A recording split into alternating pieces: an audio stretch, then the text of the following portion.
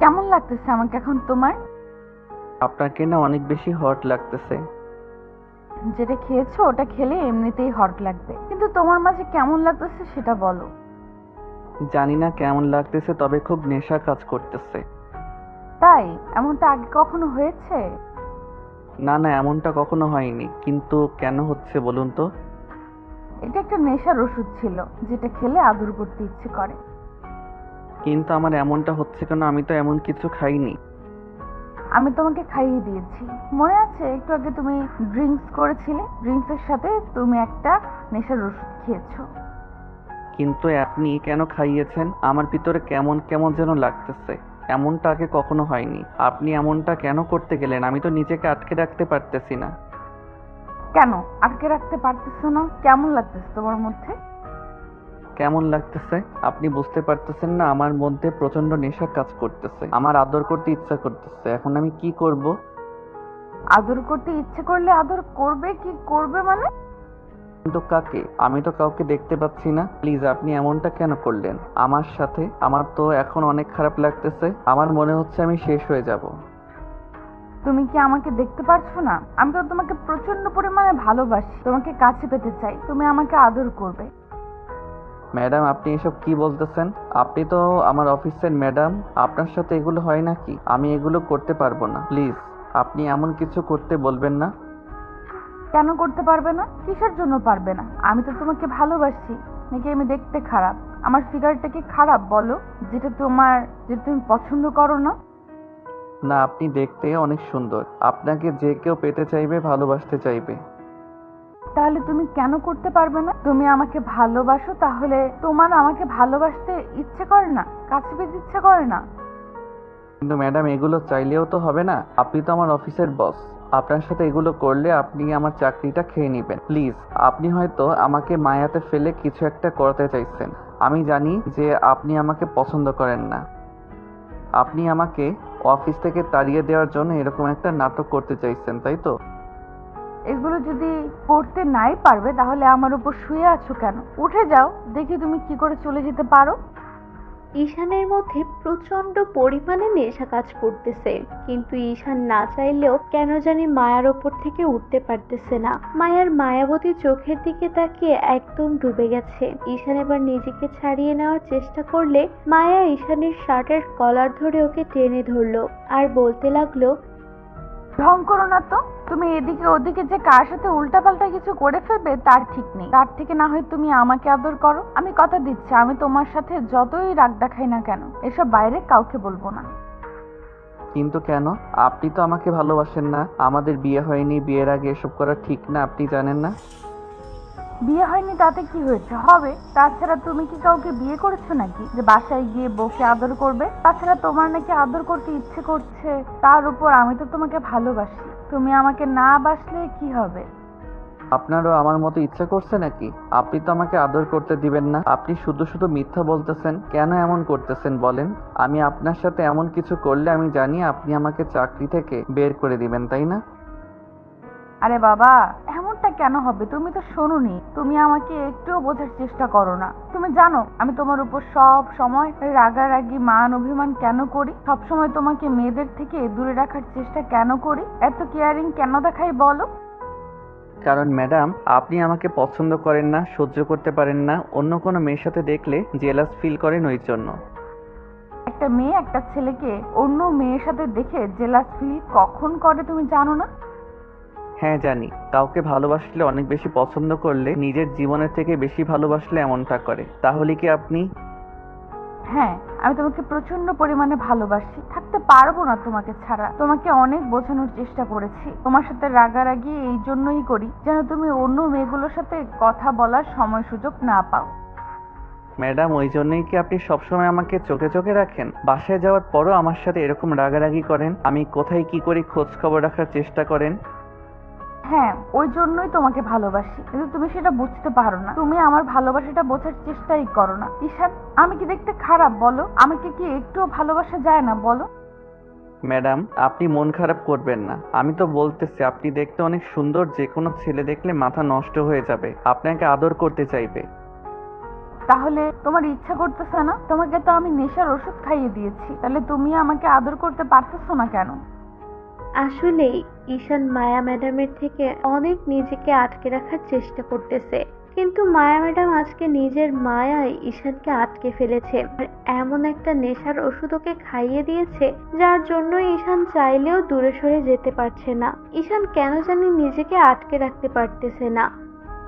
মায়ার মায়াবী ঠোঁট জোড়া দেখে নিজেকে একদম পাগল পাগল মনে হচ্ছে এই বুঝি ওকে আদর করে দিলে অনেক বেশি ভালো লাগতো, কিন্তু তারপরও নিজেকে আটকে রাখার চেষ্টা করছে। আপনারা হয়তো ওদের কথাতে এতক্ষণে বুঝে গেছেন ওদের মাঝে কেমন সম্পর্ক। ঈশান মায়ার অফিসের কলিগ। ঈশান প্রথম যেদিন মায়াকে দেখেছিল সেদিন ওর প্রেমে পড়ে গিয়েছিল। তারপর যখন জানতে পারে এটা অফিসের বসের মেয়ে আর ওদের বর্তমান এমডি, তখন ঈশান এর থেকে দূরে সরে থাকার চেষ্টা করেছিল, কিন্তু লুকিয়ে লুকিয়ে দূর থেকে ম্যাডামকে দেখতো। আর মায়া ম্যাডামের চোখ জোড়া এত বেশি মায়াবী ছিল যার জন্য ঈশান ওনার থেকে দূরে থাকতে পারতো না। আর মায়া যখন বুঝতে পারে যে ঈশান অনেক ভালোবাসে, তার আগে থেকে ঈশান ওনার থেকে দূরে থেকে থাকার চেষ্টা করে নিজের অবস্থানের কথা ভেবে। আর মায়া ম্যাডাম সবসময় ঈশানের ওর রাগারাগি করে, তাই দূরে সরে যাওয়ার চেষ্টা করে। আর মায়া যবে থেকে জানতে পেরেছে ঈশান ওকে ভালোবাসে তবে থেকে ওকে নিয়ে ভাবতো, আর ভাবতে ভাবতে একটা সময় এত বেশি ভালোবেসে ফেলেছে তাই নিজেও বুঝে যায় ঈশানের ছাড়া থাকা কষ্টকর জন্য, তাই ঈশানকে বোঝানোর জন্য চেষ্টা করছিল। প্রথমে মায়া নিজের ইগো আর অবস্থানের কথা ভেবে থেকে দূরে সরে থাকার চেষ্টা করলেও পরে আর সেটা সম্ভবও হচ্ছিল না, কারণ ঈশান যখনই অন্য মেয়েগুলোর সাথে কথা বলতো তখনই মায়ার প্রচন্ড পরিমাণে খারাপ লাগতো, ওর সাথে রাগারাগি করতো, অভিমান করতো, যার জন্য ঈশান অনেক ভয় পেয়ে সবসময় অফিসের কাজে মনোযোগ দিত। কিন্তু এর মাঝে মায়া অনেকবার বোঝানোর চেষ্টা করে পারেনি। ঈশানকে যতবার অন্য মেয়েগুলোর সাথে দেখেছে ততবার মায়া কান্নাকাটি করেছে, আর ঈশান মায়াকে জিজ্ঞেস করলে ততবার মায়া ওকে রুমে নিয়ে গিয়ে কান্নাকাটি করেছে আর বারবার বলেছে, ঈশান, তুমি না আমাকে একটু বোঝার চেষ্টা করো না। তোমাকে আমি বোঝাতেই পারি না আমি কি পছন্দ করি আর কি পছন্দ করি না। তারপরও তোমাকে যেসব কাজ করতে বারণ করি সেগুলোই করতে থাকো। ম্যাডাম, আমি কি এমন করলাম যার জন্য আপনি কান্নাকাটি করতেছেন? আমি কোনো অন্যায় করেছি বলেন, নাকি আপনাকে কোনো কারণে কষ্ট দিয়ে ফেলেছি? তুমি আমাকে কষ্ট দিয়েছো তো সেই অফিসে আসার আগে থেকেই কষ্ট দিতেছো, কিন্তু তুমি সেটা বুঝতে পারো না। কি এমন অন্যায় করেছি বলো যার জন্য তুমি আমার কথা শোনো না? নাকি আমি তোমাকে কিছু বললে তোমার সেটা শুনতে ইচ্ছে করে না? বলো, তাহলে আমি আর তোমাকে কিচ্ছু বলবো না। ম্যাডাম, আপনি এসব কি বলতেছেন? আপনি আমার অফিসের ম্যাডাম, আপনি যেটা বলবেন আমাকে সেটাই শুনতে হবে। আমি এমনটা কখনো বলিনি, প্লিজ আপনি এমনটা বলবেন না। তাছাড়া আমি তো আমার জানা মতে কোনো অন্যায় করিনি।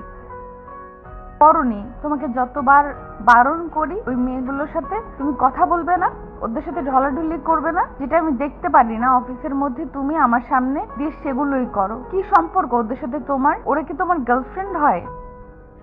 ম্যাম, গার্লফ্রেন্ড কি মানুষের একাধিক হতে পারে? আর কারো হতে পারলে আমার না একটাও গার্লফ্রেন্ড নেই। যেখানে নিজেকে নিয়ে ভাবার সময় পাই না, ফ্যামিলির এত বড় চাপ আমার মাথার উপর, সেখানে গার্লফ্রেন্ডকে নিয়ে কি ভাববো বলেন? তাহলে এগুলো করো কেন? আমি তোমাকে কিসের জন্য এগুলো করতে বারণ করি তো সেটা কেন বুঝতে পারো না? তোমাকে আমি বোঝাতে পারি না কেন? তোমাকে এত চোখে চোখে রাখি। সরি ম্যাডাম, আর কখনো এরকমটা হবে না। আপনি যেহেতু বারণ করেছেন, আমি এরপর থেকে আর কখনো এরকমটা করব না। এই ঘটনার পর ঈশান কোনো মেয়ের সাথে কথা বলছিল না, এমনকি ম্যাডামের সাথে কথা বলছিল না, যার জন্য মায়া অনেক বেশি আপসেট ছিল। বারবার ওকে প্রপোজ করতে চাইতো, কিন্তু ঈশান ওকে যতবারই একান্তে ডাকতো ঈশান বুঝতে পারতো যে মায়া ওকে হয়তো কিছু একটা বলতে চায় কিংবা রাগারাগি করবে। এজন্য ঈশান ওর সাথে তেমন ভাবে দেখা করতো না। মায়া ওকে বলতে গিয়ে লজ্জা পেত, কিন্তু অনেক ভেবেচিন্তে ডিসিশন নেয় ঈশানকে নিজের মায়াতে আটকাতে হবে, কারণ ঈশানকে কয়েকটা দিন আগে অফিসের একটা কলিগ প্রপোজ করেছিল আর অনেক বেশি পাগলামি করতেছিল ঈশানের জন্য। যার কারণে মায়া অনেক বেশি ভয় পেয়ে যায় আর ভাবে যদি ওই মেয়েটার প্রপোজাল অ্যাকসেপ্ট করে নেয় তাহলে মায়াকে কান্না করতে হবে সারা জীবন আর ওর ভালোবাসাটাকে ওর থেকে হারাতে হবে। তো সবাই ভেবেই প্ল্যান করে একটা পার্টির আয়োজন করে। তারপর মায়ার বাসায় সেদিন কেউ ছিল না, ওর আব্বু আম্মু দেশের বাইরে চলে গিয়েছিল বলে মায়া ওর ফ্রেন্ডের সাথে প্ল্যান করে একটা পার্টির আয়োজন করে। তারপর মায়া ঈশানকে ড্রিঙ্কস করিয়ে দেয় আর ড্রিঙ্কসের সাথে নেশার ওষুধ খাইয়েছিল, যার জন্য ঈশানের মাঝে প্রচন্ড পরিমাণে নেশা কাজ করতেছিল। তারপর ঈশান মাথা ঘুরে পড়ে যেতে গেলে মায়া ওকে নিয়ে একটা রুমে যায় আর তারপর যখনই ঈশানকে শুইয়ে দিতে যাবে তখন ঈশানকে নিয়ে বেডের ওপর পড়ে যায় ইচ্ছা করে। তখন ঈশান গিয়ে ওর ওপরে পড়ে। তারপর মায়া ঈশানকে কি কথাগুলো বললো সেটা তো আপনারা জানতেনই পারলেন। ঈশান ট্যাপ করে মায়ার গোলাপি ঠোঁট জোড়ার দিকে তাকিয়ে আছে। তখন মায়া বলতে লাগলো, কি হলো, এভাবে তাকিয়ে থাকবে? আদর করবে না? চুপ করে আছো যে? না মানে ম্যাডাম, এটা করা ঠিক হবে বলেন? আমি তো আপনাকে ভালোবাসি না, তার উপর আপনি অফিসের বস। আপনার সাথে এসব কিছু করলে আপনি তো প্রেগনেন্ট হয়ে যাবেন। তারপর বিয়ের আগে এমন কিছু হলে তো সবাই আপনাকে অনেক ভুল বুঝবে। আমি তো চাই তোমার বাবুর আম্মু হয়ে যেতে। আর তাছাড়া বিয়ে হয়নি তাতে কি হয়েছে? একটা সময় তো আমাদের বিয়ে হবে। আজকে না হয় তুমি আমাকে বিয়ে করে নেবে, আর না হলে তুমি আমাকে আগে আদর দাও, পরে আমরা এখান থেকে গিয়ে বিয়ে করে নেব, কেমন? আর কে বলেছে তুমি আমাকে ভালোবাসো না? আমি খুব ভালো করেই জানি তুমি আমাকে দূর থেকে লুকিয়ে লুকিয়ে দেখো, আমাকে পছন্দ করো, কিন্তু ভালোবাসো সেটা বুঝতে পারছো না। আমার কান্নাটা যেখানে তুমি সহ্য করতে পারো না, সেখানে আমার কষ্টটা সহ্য করবে কি করে বলো? আমি তোমাকে প্রচন্ড পরিমাণে ভালোবাসি, থাকতে পারবো না তোমাকে ছাড়া। একটু আমাকে বুকে জড়িয়ে নাও। কিন্তু ম্যাডাম, আপনার আব্বু এটা কখনো মেনে নেবে না। আপনার আব্বু আমাকে অনেক দয়া করে এই চাকরিটা দিয়েছিল। এগুলো করলে তো ওরা আমাকে অনেক বেশি ভুল বুঝবে আর চাকরি থেকে বের করে দিবে। তারপর আমাকে বাঁচার মতো অবস্থায় রাখবে না, এই শহর থেকে হয়তো তাড়িয়ে দিবে। আমার আব্বু আম্মুর কি হবে তখন বলেন? তুমি এত কিছু ভাবতেছো কেন? আমার ভালোবাসাটা কি তোমার কাছে কিছুই নয়? আচ্ছা ঠিক আছে, তুমি যখন ভয় পাইতেছো সব দায়িত্ব আমার, কিচ্ছু হবে না প্লিজ। আমি না থাকতে পারতেছি না তোমার চোখের দিকে তাকিয়ে, আমার নেশা কাজ করতেছে। তোমার কেন এমনটা হচ্ছে না? আমি তো তোমাকে নেশার ওষুধ খাইয়ে দিয়েছি, তাহলে কি তোমার আদর করতে ইচ্ছে করতেছে না? আপনাকে প্রচন্ড পরিমাণে ইচ্ছা করতেছে, কাছে পেতে ইচ্ছে করতেছে। রূপু ম্যাম, আমি তোমাকে সেই প্রথম থেকেই বলতেছি, কিন্তু তুমি আমাকে শুধু কথা বাড়াচ্ছ। প্লিজ সোনা, আদর করো আমাকে। আমি তো বলছি আমি তোমাকে ভালোবাসি, আমি তোমাকে বিয়ে করে নিতে রাজি আছি, আমি তোমার সাথে থাকতে পারবো। তুমি তো ভয় পাইতেছো যে আমি তোমার সাথে থাকতে পারবো কি না। ওই জন্যই দেখো আমি তোমার সাথে ঠিক মানিয়ে নিতে পারবো। আর আমার এত কিছু আছে, কি করতে বলো? আমার যত টাকা পয়সা আছে আমি সব তোমাকে দিয়ে দেব। দরকার পড়লে আমরা একটা বিজনেস খুলবো, তারপর তুমি আমি সেটা দাঁড় করাবো। এখন কিছু ভাবতে হবে না কলিজা তোমার। ঈশানের মধ্যে এমনই নেশা কাজ করতেছিল। তারপরে এমন ইমোশনাল কথা শুনে ঈশান নিজেকে আটকে রাখতে পারলো না। মায়ার মায়াবী গোলাপি ঠোঁটজোড়া দখলে করে নিল। মায়া যেন বেপরোয়া হয়ে উঠল। দুজন দুজনের ভালোবাসায় একদম আত্মহারা হয়ে গেল, পাগল হয়ে গেল আর আদর করতে শুরু করলো। তো ভালো থাকো ভালোবাসা। আমাদের দেয়া গল্পটি যদি আপনাদের ভালো লেগে থাকে তাহলে একটি লাইক করুন। আরো নতুন নতুন গল্প পেতে চ্যানেলটি সাবস্ক্রাইব করে বন্ধু হয়ে আমাদের পাশে থাকুন। ধন্যবাদ সবাইকে।